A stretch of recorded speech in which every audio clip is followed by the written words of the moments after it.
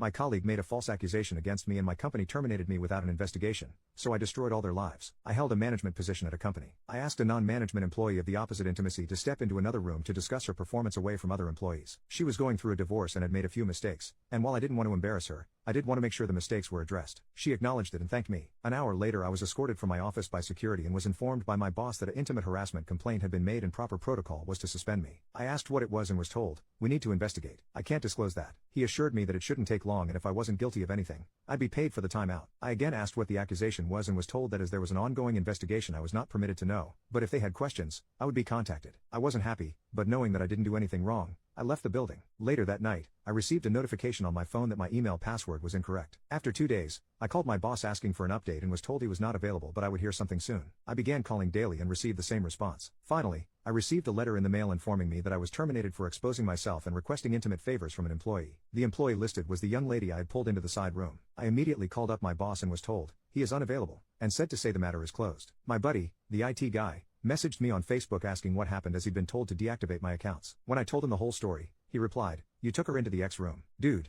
there's a security camera in there. We keep Y in there, so we always have the camera on." Sure enough, he pulls the footage and there I am, holding a pile of papers, pointing to them, and keeping my pants on the whole time. I left a message from my boss that the alleged incident occurred in a room with surveillance and that I would be contacting an attorney and subpoenaing the video record. I received a call back 15 minutes later asking me to please participate in a phone conference with him and HR. The conference went as expected. They didn't realize it had occurred in a room with surveillance. They have a zero tolerance policy that they have to enforce. You can't be too careful in this day and age, and they regret that this didn't come to light sooner. They've already replaced me, and as it wouldn't be fair to terminate my replacement as she's done nothing wrong, they don't have a job to offer me back. However, as a gesture of goodwill, they're going to pay me through my suspension, change my file so it reads that I voluntarily resigned, and provide me with a good reference. I replied that wasn't acceptable. They made a false accusation against me, withheld vital information that I could have easily refuted, refused to take my calls, and completely failed in their own investigation by not checking video footage that would have immediately exonerated me. They asked what I thought would be fair. I told them they could immediately terminate the employee who made the accusation and either give me my job back or pay me 1 year's salary in addition to what was offered. My boss said that he could not discuss another employee with me and that neither of those options are feasible. The only options I have are what he already offered. I replied that the options I gave were the only way I was not going to sue the company along with the employee. My boss replied that I signed an agreement when I was first hired saying I would take all disputes through arbitration and that I waived my right to sue the company. I do not remember signing the agreement,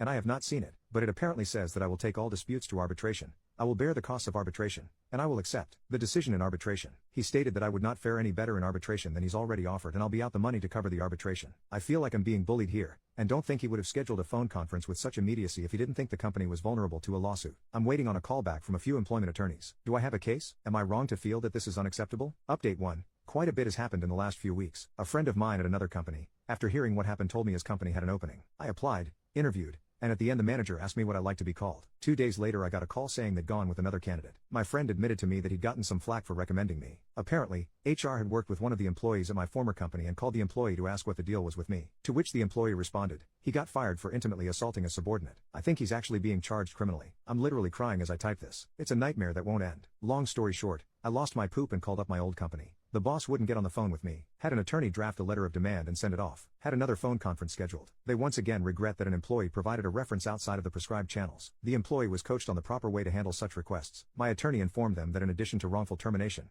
we would be adding defamation to our complaint against them. They insist that they have not broken any laws and they cannot control the actions of an individual employee who went against company policy. So we're at an impasse there. Either I move ahead against them, or I walk away. At this point, I'm ready to drag this through court. I tried to take the high road and go elsewhere, but they're regretting a lot that they've done to me without any action to correct it. Oh, I almost forgot. A few days after my last post, they sent me a packet of papers, standard non-disclosure notifications, COBRA, and a blank copy of the arbitration agreement for me to sign. Why a blank one, you ask? Well, it seems somebody effed up. They weren't making people sign when I was hired, and HR never bothered to have me sign the agreement when I worked there. I of course have signed nothing that they sent me including that agreement. I considered allowing arbitration if they pay the costs and I have approval over who is selected, but my attorney has advised me not to do that. I wish I had better news to report. Things aren't as hopeless as they'd first seemed, but not as easily fixable either. As for the employee who made the accusation, I know you're eager to hear, but at this point, I can't comment on what's happening there. Update 2. Everything has been resolved, and I've been wanting to give you guys an update but had to wait until my lawyer gave me the okay to talk about things. So let's start from the beginning. I pulled one of my direct reports, Deborah, into another room to discuss a few mistakes she made, but did not discipline her further. After this, she went to Joyce, one of the managers above me but not in my direct line of report, equal to my boss in terms of reporting structure. When Joyce heard that I had taken Deborah into another room without any witnesses, she said to her that it was unprofessional. Apparently,